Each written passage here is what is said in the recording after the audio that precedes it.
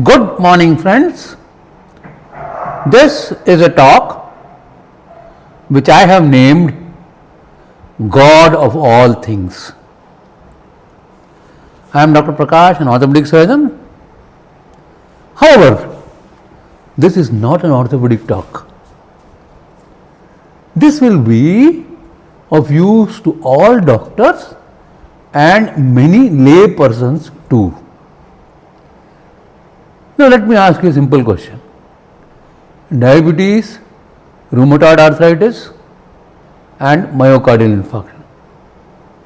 Do you catch the common thread between the three? Here we go again.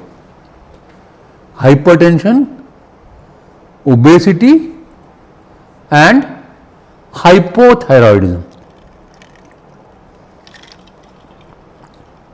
Hypertension, obesity, hyperthyroidism, hyperthyroidism, PCOD.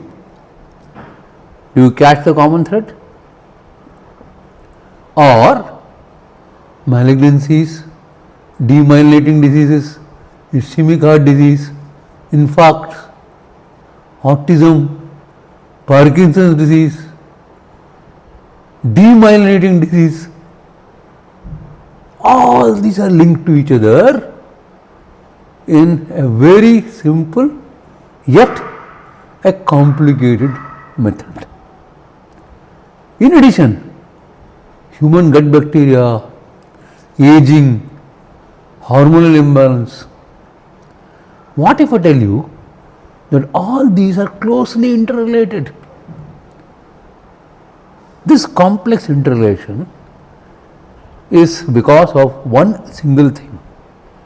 But before we delve further into this, let us get back into the basics, the real basics of our science. The current theory is that mitochondria is the basis of God of all things. This talk will focus on what is normal mitochondria, what is a rogue mitochondria, in what way does mitochondria regulate us on cellular level. To understand all these, we need to delve deeper into mitochondria. To understand the real role of mitochondria in our human body, we must go back to our anatomy, back to the basics. We have been taught that mitochondria is a powerhouse of an individual cell. However, it has not been commonly taught that mitochondria has its own genes. And this is not the same as the cellular gene. Mitochondrial genes are entirely different from cellular genes. For example, these three diverse people belonging to diverse ethnic situations will have individual cellular mitochondria with no similarity between these individual similar genes, individual dissimilar genes, and we can genetically identify each of them separately from one another. On the contrary, if you check the mitochondria of all these three people, you will find identical mitochondrial genes. So, each of these persons will have a very different cellular DNA, but strikingly similar mitochondrial DNA. It is currently postulated that all humans inherit their mitochondria from a single X chromosome, and this single X chromosome from which the mitochondria is derived is often called the mother mitochondria or the mitochondrial Eve. And as per evolutionary scientists, probably in human beings this evolved close to 40 to 60,000 years ago. As per the current theory, mitochondria were once bacteria and their genes closely resembles a few genus of bacteria which are prevalent even today. Way back in the past, when the cells engulfed the mitochondria, in case the cells were strong, mitochondria were digested. When the mitochondria was stronger, it killed the cell.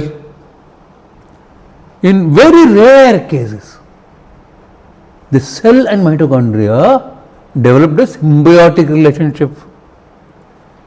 This symbiotic relationship, the mitochondria survived and the cell survived, and depending on each other, they lived longer. The mitochondria supplied the energy while the cell supplied the nutrition. And this was a symbiotic relationship which eventually became a little skewed because over a period of time, mitochondria assumed greater and greater responsibilities. Mitochondria started influencing or interfering with cell multiplication, apoptosis, cell death, immune systems, aging, telomere length and cellular health. And slowly, as the mitochondria spread its tentacles on a large number of aspects involved in cellular biology, mitochondria became the smallest god of all things, controlling a large number of diseases, a large number of disorders and an immensely, inordinately large number of conditions. And here comes the relearning. Let us get back to the biology textbooks, the physiology textbooks, the medical college first year textbooks. We have been seeing the illustration of one cell, one nucleus and one mitochondria. What if I tell you that this is absolutely incorrect? It goes back to our high school or first year of medicine. Our high school biology and cell structure, as we have learnt, is incorrect. One cell, one nucleus, one mitochondria and the ATP cycle. This is a classic drawing which has populated almost all our medical and biology textbooks, which is an oversimplification and has caused a setback to our progressive learning. We need to delve deeper into this situation. We need to dig deep, and the deeper we dig, more interesting phenomenon we will find. The undeniable fact is that except for mature red blood corpuscles which contain 0 mitochondria, an average cell contains 100 to 5000 mitochondria each. Each cardiac muscle, cardiomyocyte, is packed with thousands of mitochondria, up to 8000 per heart cell. This is because heart needs tremendous amount of energy and it keeps working non-stop day and night from the time you are conceived in the womb to the time you breathe your last. Likewise, as liver is constantly working 24 hours a day, even if when you are asleep it is detoxifying your body, each liver cell will have thousands and thousands of mitochondria.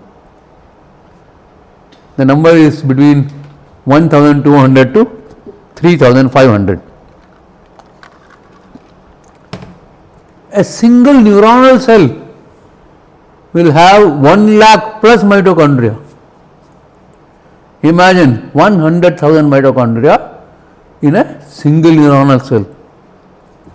So, from a liver cell to a neuronal cell, the number of mitochondria per cell range from 5,000 to 1 lakh. And these mitochondria not only ensure our survival and happy living, but with evolution, the roles also shifted a little. As mitochondria realized that without the energy produced by it, the cell would die, it became clever and began to assume greater and greater responsibilities. So, what are the responsibilities that mitochondria started assuming? Cell multiplication, apoptosis or cell death, immune system, control of immune system, aging, telomere length, and cell health checkpoints. There is GL1S checkpoint, which is responsible for cell multiplication and division. And if the cell death is orderly, it is a fact of life where cell multiplies, new cells are born and old cells die. On the contrary, if mitochondria become rogue, the cell death is disorderly, leading to numerous conditions including cancers and autoimmune disorders. So long as mitochondria were performing their job well, all was well. But lately, some mitochondria became rogue and disorderly.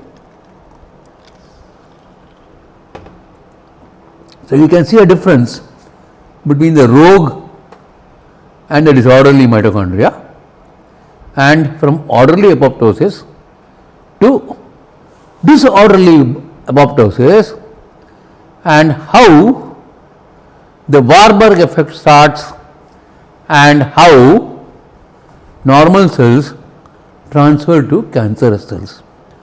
We are understanding about Warburg's effect more and more with recent studies, and even the current year's Nobel Prize in Medicine was given for studies on mitochondrial basis of autoimmune disorders.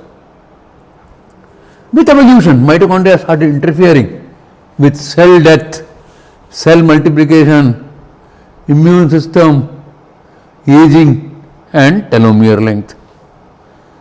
And once the mitochondria are damaged or become rogue, they trigger numerous conditions, inflammatosomes, cytosols, thyroid inflammation, autoimmune activation, cell death, from pigmented skin and bad cosmetic conditions to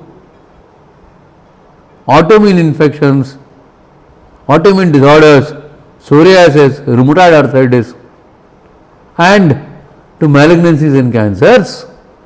All these are triggered by more or less similar basis, and the essential pathology is non-infective inflammation because of enemies from within, and that is how the word autoimmune, self against self, makes its appearance. So, rapid increase of reactive oxidative species, TNF alpha, IL-6, IL-1B, leading to sterile inflammation and increase in autoimmune activation. The pictures are numbered because they are from a chapter from a book that I am writing. and this talk is a part of that book. What were supposed to be the defenders of our body became offenders of our body. When we did not know much about cellular biology, these conditions were broadly termed as autoimmune disorders. But now that we know that rogue mitochondria are the root cause of many disorders, we have come to realize that it is not a rebellion or a revolution by the entire mitochondrial army of the body. It is specific and happens in bits and pieces, restricted and constrained to specific organ parts.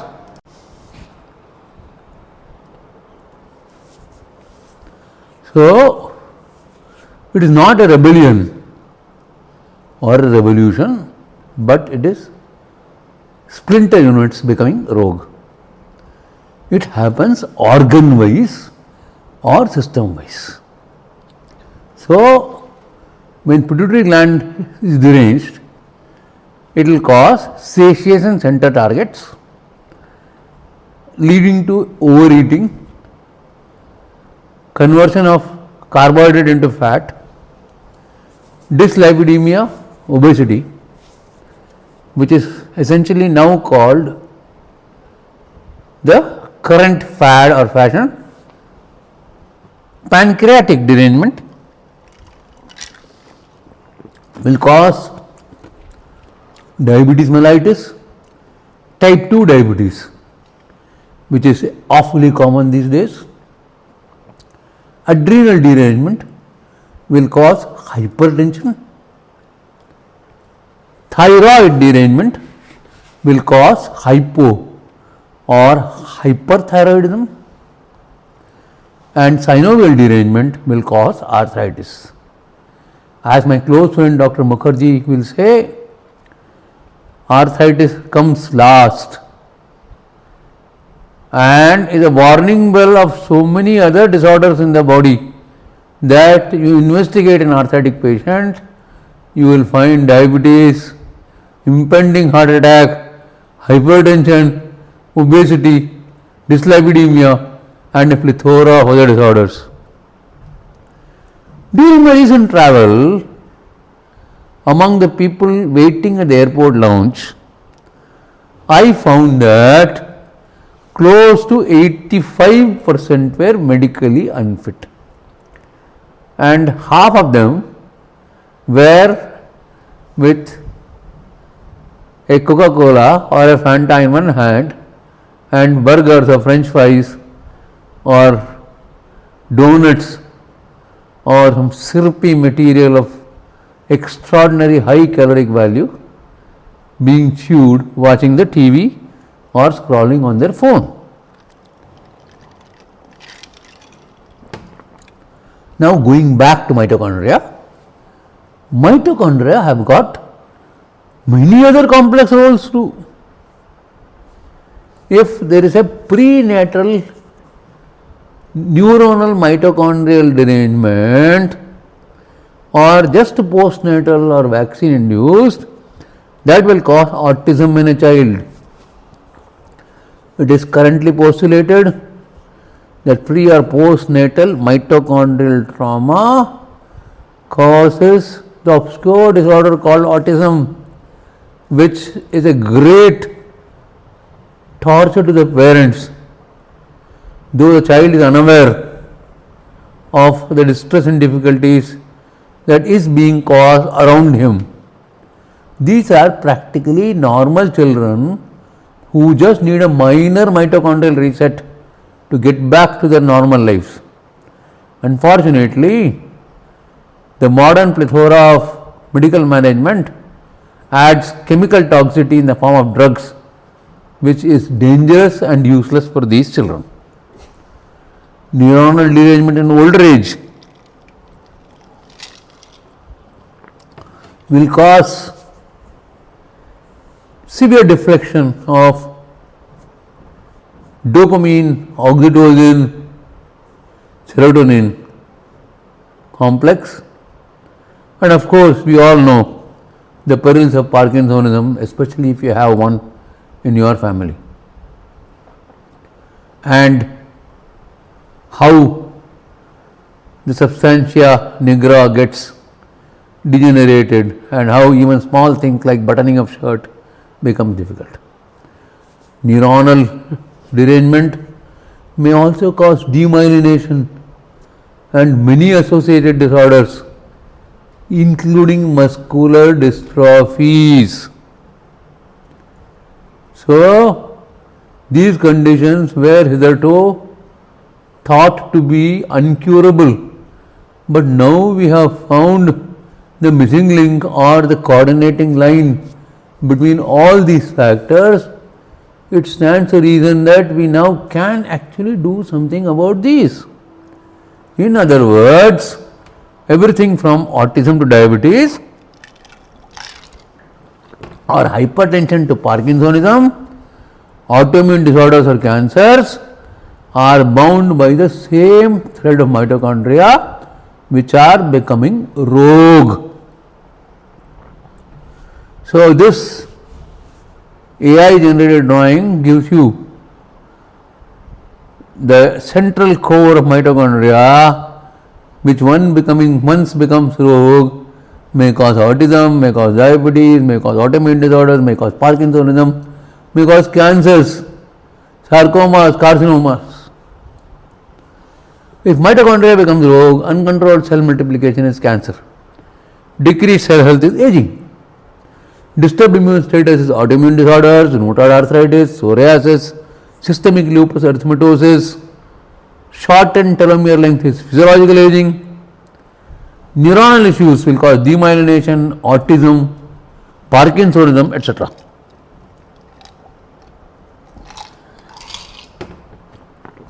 Now, what is the answer to tackle such problems? In such cases, mitochondria must be reset. What does mitochondrial reset do? Mitochondrial reset is jolting the rogue mitochondria to become normal. The mitochondria is rogue has to be given a powerful jolt in some manner or another. Does this actually mean that there is a cure for rheumatoid arthritis or cancers? Well, autoimmune disorders, rheumatoid arthritis, cancers, though they come from the same root cause, cure may not be the correct word, but control will express it better. And what does mitochondrial reset actually do? Or what is the mechanism?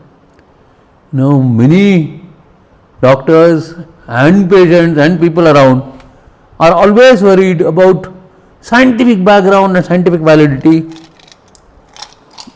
irrespective of the results produced by any specific method of management or treatment.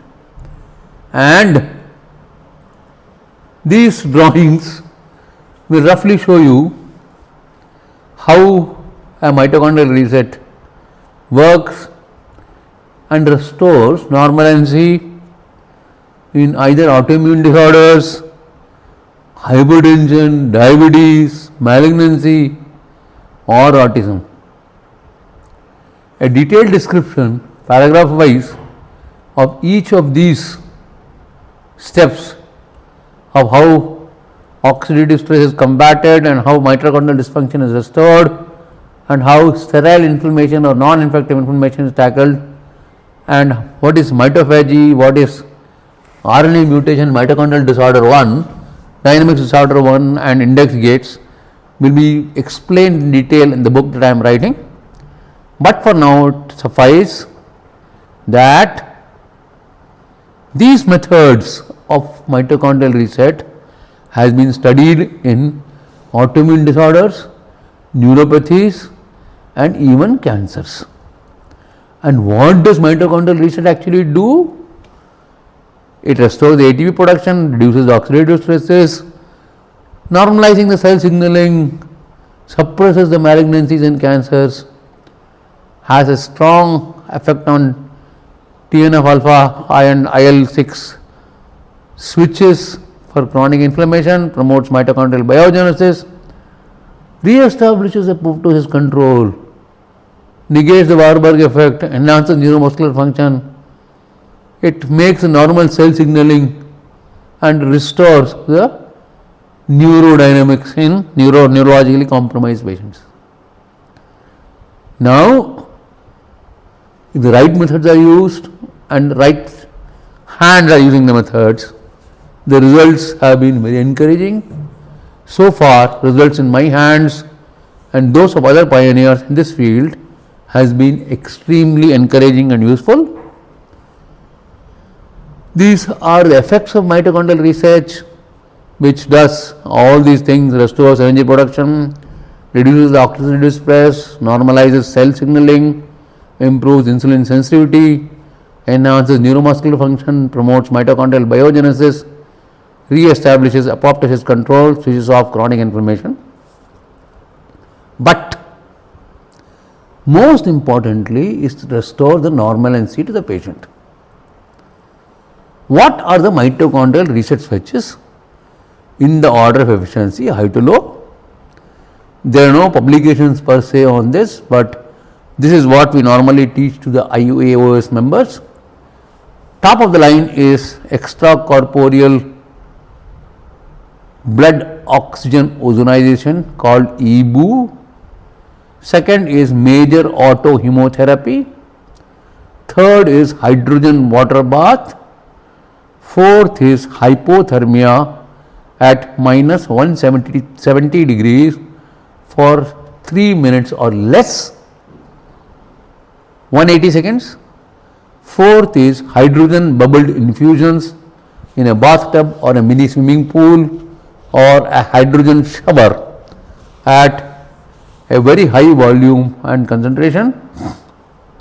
And last is hyperthermia in the form of saunas or steam baths and similar situations. So, this diagrammatically represents EBOO, MAHT, hydrogen, hypothermia, and hydrogen bubbled infusions. And so, once we run through this sequence, we get an idea how mitochondria can be reset. This is a very short video of a high-end hydrogen bathing machine. You can see how there is a very high constant bubbling of, this is my health center by the way, you can see constant bubbling of hydrogen rich water. And the next video is about EBO or EBOO is extracorporeal blood oxygen ozonization, and from a donor site blood is drawn. You can see the color of the blood which goes back to the recipient site is far brighter than the color of the blood that's coming in from the donor site. From the donor site, it goes to a perfusion pump, and then the blood goes into a bottle where it is ozonized. This is a short video on my left which will show the complete procedure of extracorporeal blood oxygen ozonization.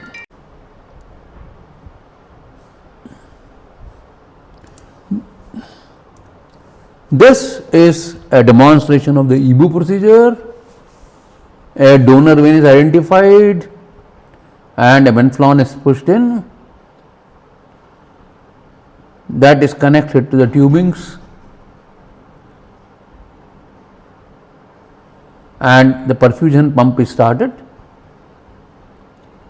So, the blood will enter into the machine. The blood flow is between 16 to 28 ml per minute. The blood gets into a borosilicate glass bottle and ozone is bubbled through the bottle so that it directly mixes with the blood. In IAOS methods, no plastic renal filters are used. That is an ancient obsolete method, 25-year-old, which needs to be replaced and is being increasingly replaced. The ozonated blood comes from the bottom. The waste flows out of the top. You can see the color difference between the blood that is coming in and the blood that is going out. The whole procedure takes about 30 minutes.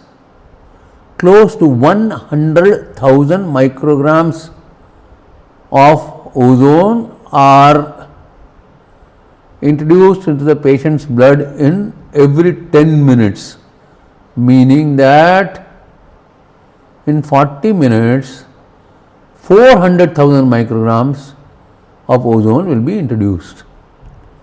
This high doses of ozone can cure HIV, most fulminant infections, can cause regression of cancers, is absolutely wonderful in autism and neurological disorders, age regression, general fitness.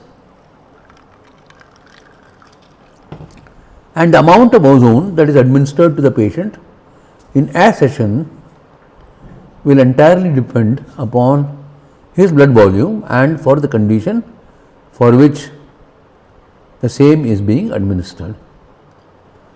So, once the administration is over, the cannulas are removed and the patient can be sent home.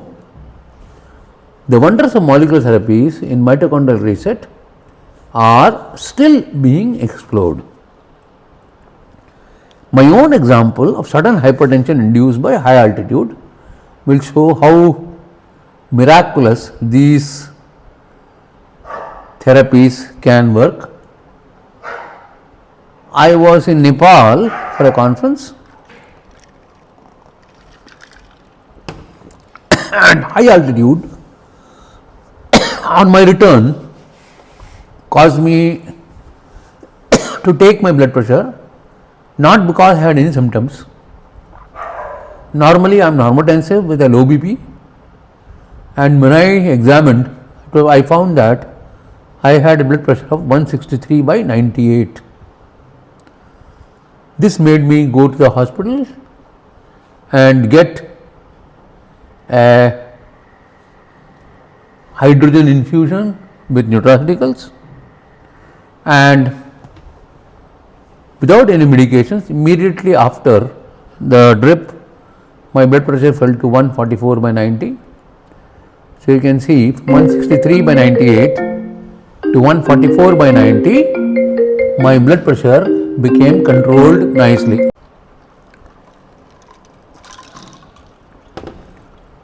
The subsequent pictures are daily blood pressure recordings and no medications were taken. The watch besides my BP machine shows the dates and times. So from 149 by 89, I did not take any further treatment, only one drip was taken. The next day it was 125 by 85. The day after that it was 103 by 68. So in like 72 hours, from 163 by 98, my BP came back to my normal of 103 by 69, and my pulse rate was stationary at 65-70, which is a normal pulse rate. So 60 mm of diastolic and 30 mm of systolic pressure reduced in just 48 hours with no further medication. The infusion I gave consisted of vitamin C, glutathione, vitamin B12, multivitamin, and then most importantly 600 ml per minute of 99.9% pure hydrogen bubbled infusion. This is my reading as this talk is being made. I am trying to analyze weekly hydrogen infusions in about 26 hypertensive patients, and the drugs are being reduced drastically. Later I experimented on intra-articular injections in osteoarthritis by combining ozone and hydrogen with excellent results. And we can see that this is a case of avascular necrosis with arthritis, and by giving hydrogen and ozone combination, the joint opens up nicely, causing a distraction osteogenesis. Now we know that what we call as osteoarthritis is actually the last stage or a different spectrum of rheumatoid arthritis in itself, and one is polyarticular starting early, other is labeled as degenerative or age related.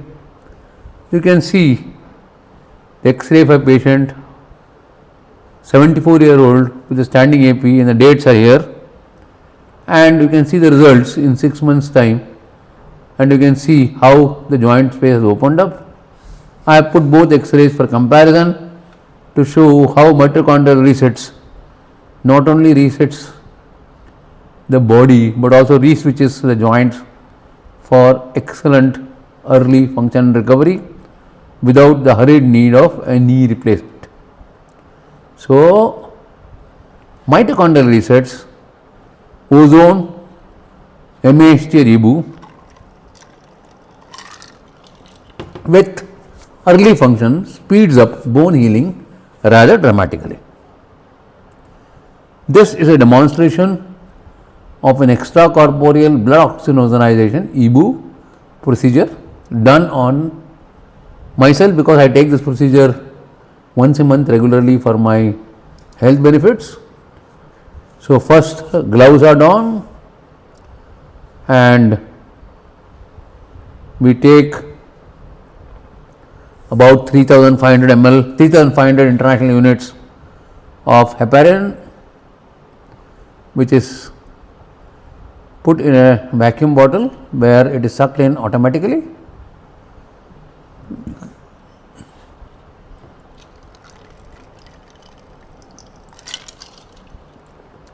A small amount of heparin mixed with saline is used to prime the blood set. The blood set is passed across the hanger and inserted into the bottle. A vein is identified, a butterfly is inserted, and once it starts flowing, the drip set is inserted into the bottle. By vacuum suction and gravity, the blood starts flowing into the bottle. Once we collect about 150 to 200 cc of blood, we begin collecting ozone at 100 micrograms per ml. 2 syringes give 120 ml of 100 micrograms of ozone. You can see that the ozone bubbles into the bottle. This is left as an air vent, and we can add repeated injections of ozone into the bottle, each 60 ml, and containing 100 micrograms per ml of ozone, that is 6000. 10 syringes will put 60,000 micrograms.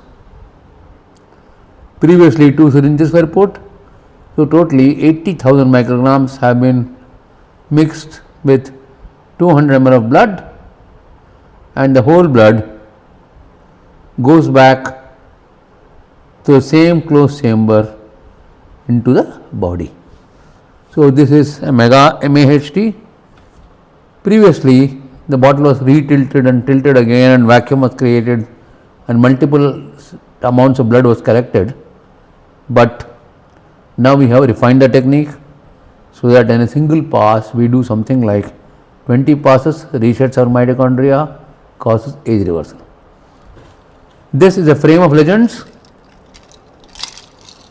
and I am fortunate to be in this frame. The gentleman in yellow is Dr. Arvind Divakar Jain, the father of conservative orthopedics. Right at the back is Prashant Shah, the father of Ozone in India, and to my left is Dr. Arup Mukherjee, the inventor of Mukherjee regime, and here Dr. Divakar is taking his EBU procedure in my new establishment, and here Dr. Arvind Divakar is monitoring Dr. Prashant Shah, who is getting his own EBU done in our center, and here is the legend himself, Dr. Arup Mukherjee, getting a major autoimmune therapy done, and see how slim and trim he looks at his age and so young too. This is Prashant explaining to Arup what MHD does and how much it is, and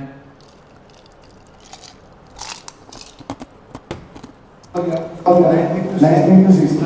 9 into 60. No, 540. 100 million. कितना हो गया 54,000 60,000 देखिए 2 लाख है 60,000 So he is explaining how much ozone is going and what is the difference between EBU and MASD. What we prescribe to a patient must be first tested on us. Take home messages: be aware of rogue mitochondria and their detrimental effects on the human cellular and immunological level. Take home message 2: learn to reset mitochondria by less expensive methods than whole body cryotherapy. Ozone is a less understood and hydrogen is yet to be fully discovered medical molecule. Very, very important to understand. Learn our DMARDs and Mukherjee regime and its wonders for mitochondrial reset. There is a separate talk on DMARDs, low dose with nutraceuticals and probiotics, gut restoration for mitochondrial reset in the form of a regime called Mukherjee regime and its wonders, which shall be discussed in a subsequent talk. Master the rational use of DMARDs, which will benefit 80% of patients with musculoskeletal problems who attend your OPD. Master ozone and hydrogen, and you can conquer many unconquerables. Numerous conditions can be treated with these methods, and we need much more research and studies on this. The pioneers and beginners here are just lighting up the lamp and showing the way. So we can treat things like diabetes, Alzheimer's, long COVID, heart diseases, chronic fatigue syndrome, autoimmune disorders, fibromyalgia, neurodegenerative disorders, discs, arthritis, rheumatoid arthritis, septic arthritis, degenerative arthritis, heart diseases, and a number of other conditions. Hundreds of therapists are using hydrogen and ozone IV therapies presently, and these are natural molecules. The complications are not there because they are not pharmaceuticals, and conversely, because they are not pharmaceuticals, they are not sponsored or supported by pharma industry, nor are they generally favored by the US FDA, which in the past was being highly controlled by the pharmaceutical industry. Hope in future things change for the better. All therapists are welcome to join us in the studies and let us change history and leave footprints on the sands of time. Feel free to message me on this number for scientific data, references, videos and publications. No cost, but please message, and all messages will be answered within reasonable time depending on my convenience, and I will be happy to send you the scientific details and other details as is needed or inquired by you. And I thank you very, very much for listening to this talk. I took a great pleasure in making the slides and narrating this because the subject is very fascinating, new to me. I am myself learning, and I am sure you would have enjoyed listening to it as much as I had delivering this talk. Thank you very much. Have a nice day. Thank you.